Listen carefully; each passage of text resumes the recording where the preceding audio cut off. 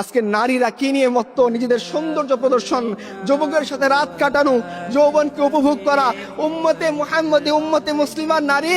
আরে তোমরা শোনো, রাসূলুল্লাহ সাল্লাল্লাহু আলাইহি সাল্লামের স্ত্রী আমাদের আম্মা জান আয়েশা রাদিয়াল্লাহু আনহা বলছেন যে যখন আমার ঘরে আমার রসুল, আমার স্বামী আল্লাহ রসুলের কবর ছিল, আমার পিতা আবু বকরের কবর ছিল, আমি পোশাক যতটুকু খুললেই নয় অতটুকু খুলতাম।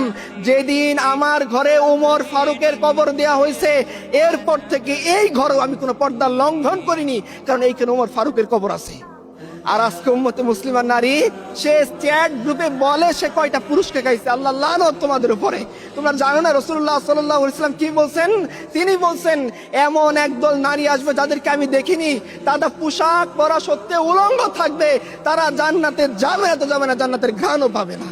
তোমরা শুনোনি এই কথা? তোমরা উম্মতে মুসলিমার নারী, আর তোমরা যুবকদের সাথে গিয়ে এই বাজে কাজে লিপ্ত হও। তোমরা ভ্যালেন্টাইন্স ডে উৎপন্ন করো, তোমাদের দেখে তো শয়তানও হাসে। তোমরা কি ধরনের সংস্কৃতি বেছে নিয়েছো?